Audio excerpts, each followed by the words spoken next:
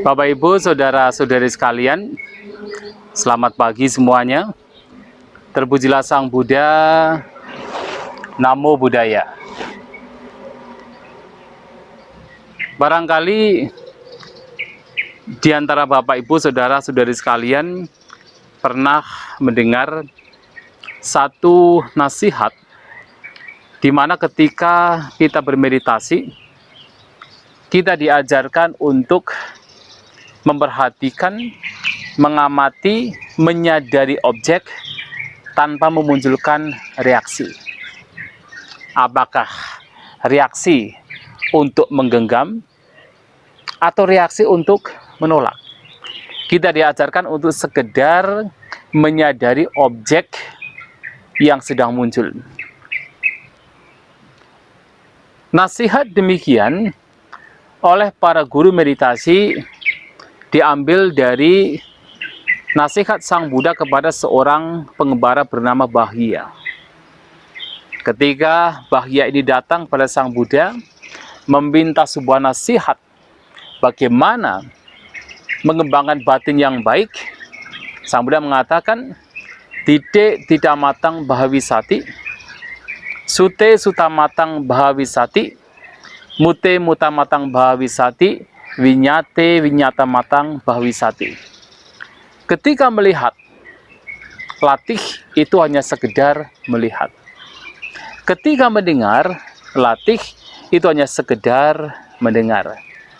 Ketika mengenali objek, apakah dengan hidung, dengan lidah, dengan jasmani, latih bahwa itu hanya sekedar pengalaman indera terhadap objek.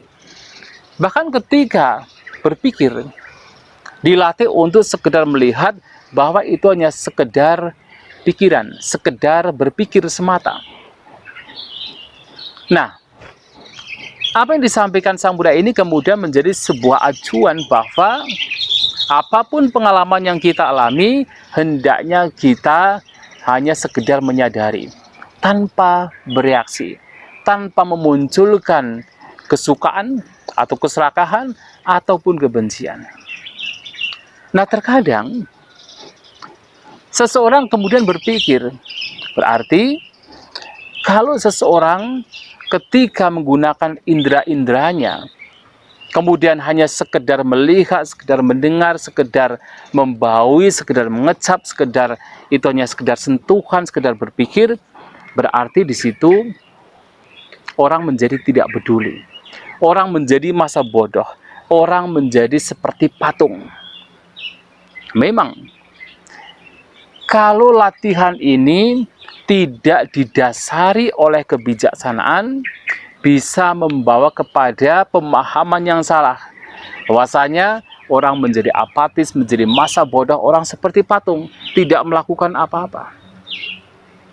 Tetapi sebenarnya, seseorang mengembangkan batin untuk tidak bereaksi terhadap objek yang bersentuhan dengan indera, itu bukan karena kebodohan. Itu harus didasari dengan kebijaksanaan. Sebagai salah satu contoh yang diajarkan oleh Sang Buddha, terdapat di dalam Indriya Bhavana Sutta. Nah, dalam khutbah ini Sang Buddha mengatakan, sebagai contoh, Cakuna rupang diswa, manapang upajati, amanapang upajati, manapang upajati. Ketika seseorang melihat bentuk dengan mata, maka di sana akan secara alami muncul salah satu di antara tiga, yaitu apakah pikiran senang, ataukah pikiran tidak senang, ataukah pikiran yang netral. Sebagai contoh, melihat objek yang menyenangkan, yang indah, muncul pikiran senang, muncul pikiran suka.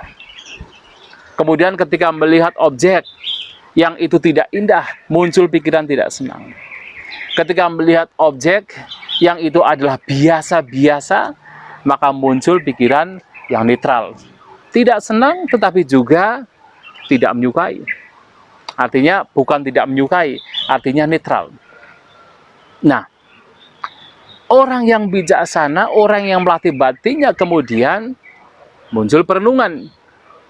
Nah, perenungannya dalam khutbah ini adalah tanca sangkatang alorikang padicak samupanang.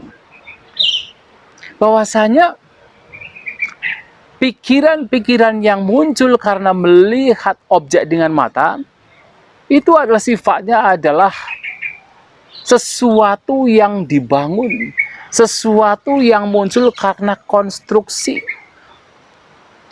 Dan itu juga sesuatu yang sifatnya adalah kasar. Dan yang ketiga, padicak samupanang, direnungkan bahwa itu adalah sesuatu yang muncul karena sebab-sebab.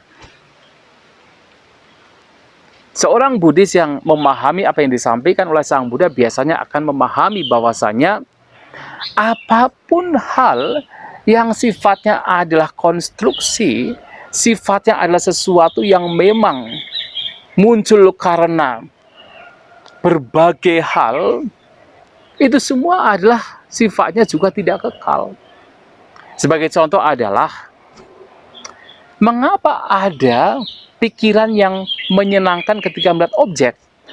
Yaitu disebabkan karena ada mata, ada bentuk, ada kesadaran mata, ada sentuhan, kemudian ada pikiran senang.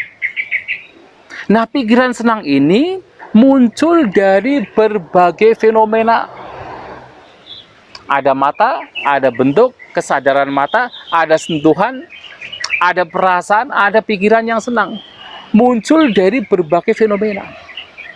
Yang mana masing-masing fenomena ini sifatnya adalah tidak kekal.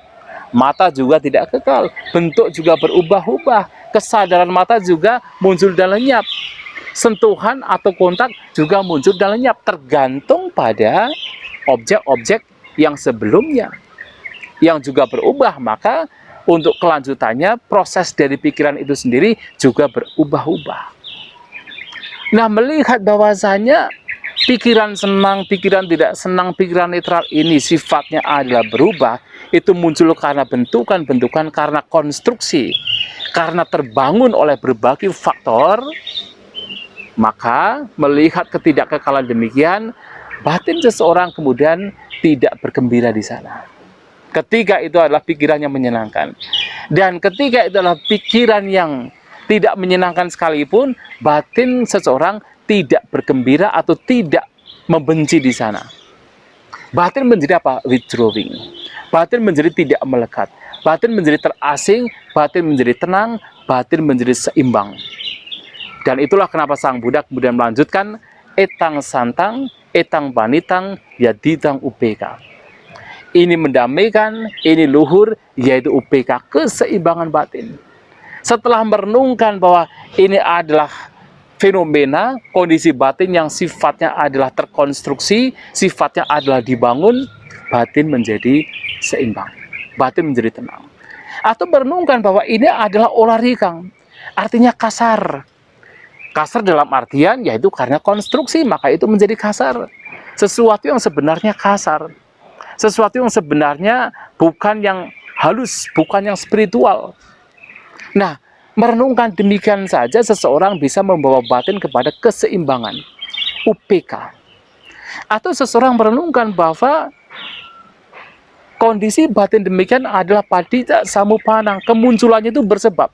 Seperti yang tadi disampaikan di awal, muncul dari berbagai macam sebab, muncul dari berbagai macam faktor. Satu contoh yang kita bisa menjadikan acuan adalah seperti yang disampaikan oleh Sang Buddha ketika berbicara bagaimana sebenarnya proses melihat itu terjadi. Seseorang bisa melihat objek karena tiga hal. Yang pertama karena objek berada di wilayah di mana mata bisa melihat. Yang kedua adalah mata tidak rusak. Yang ketiga adalah ada tajuk samanahara, ada perhatian terhadap objek tersebut. Kalau ketiganya ini bergabung bersatu, maka muncul pengalaman melihat. Kalau misalnya salah satu di antara tiga ini tidak ada, misalnya mata tidak rusak, ada perhatian, Tetapi kalau objeknya tidak berada di wilayah mata bisa melihat, maka tidak ada pengalaman melihat dengan mata terhadap objek tersebut. Atau misalnya, objeknya ada, berada di wilayah di mana mata bisa melihat, ada perhatian juga, tetapi matanya rusak. Nah, juga tidak bisa ada pengalaman melihat pada waktu itu. Atau misalnya, objek berada di wilayah di mana mata bisa melihat, mata juga tidak rusak, tetapi tidak ada perhatian, tidak ada tajud sama nahara, maka juga tidak akan ada pengalaman melihat berkenaan dengan objek tersebut.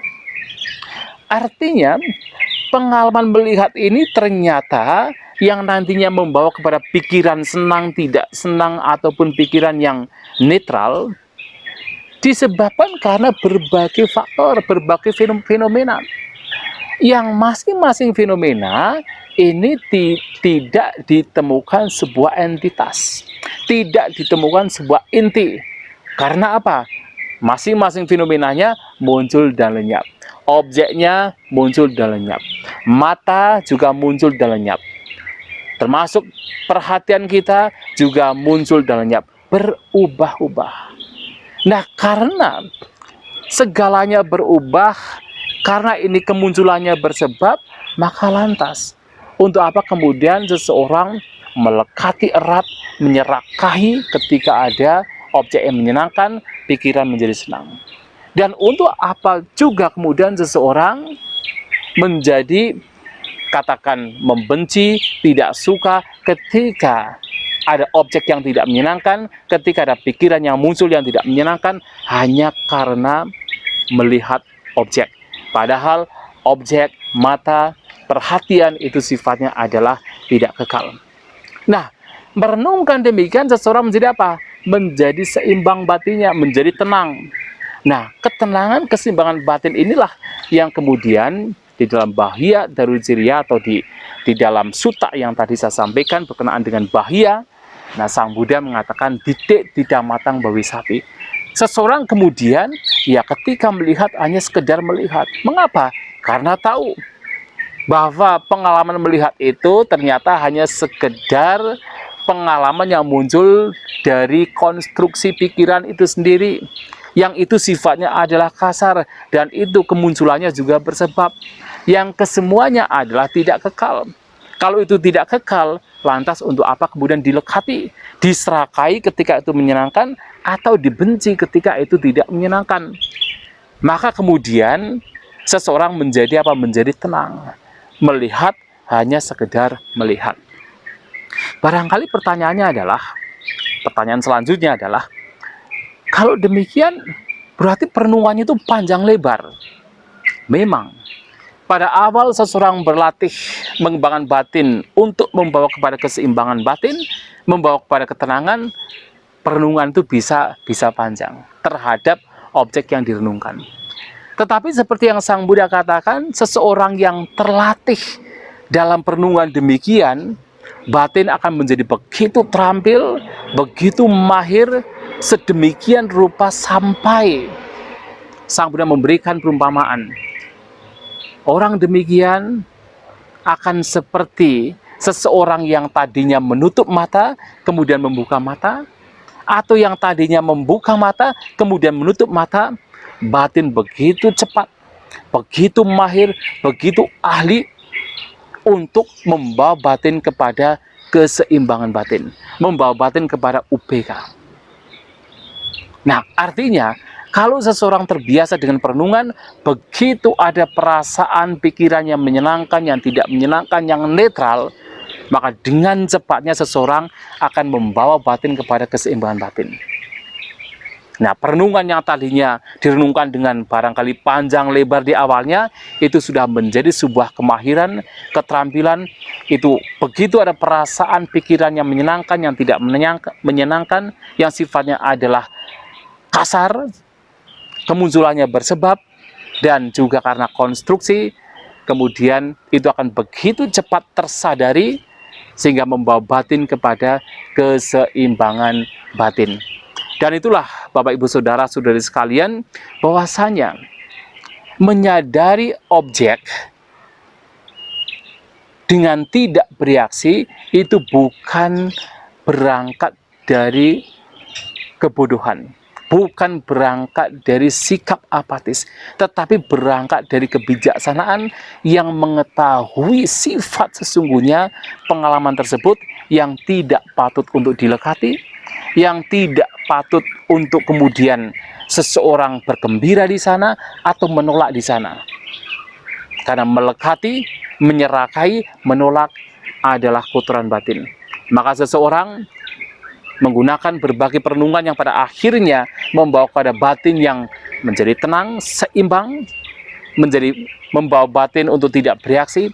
Itulah sesungguhnya perenungan atau kebijaksanaan yang melatar belakangi seseorang melihat objek, mendengar objek, mengalami objek tanpa bereaksi di dalamnya.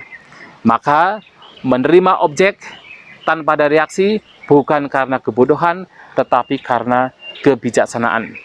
Karena perenungan Dhamma yang ketika itu dilakukan lagi dan lagi menjadi terampil dan seseorang menjadi terbiasa untuk membawa batin kepada keseimbangan batin. Dan ini tidak hanya berkaitan dengan mata, termasuk berkaitan dengan telinga, dengan hidung ketika membaui, mengecap makanan atau rasa, bersentuhan dan juga berpikir. Batin yang terbiasa dengan kebijaksanaan akan dengan mudah membawa kepada kondisi yang seimbang, kondisi yang disebut sebagai UPK. Itulah Bapak Ibu Saudara-saudari sekalian, semoga apa yang disampaikan bisa membawa kepada pemahaman. Semoga kita semua maju dalam Dhamma, Sabisata Bhavantu Sukhitata. Semoga semua makhluk berbahagia.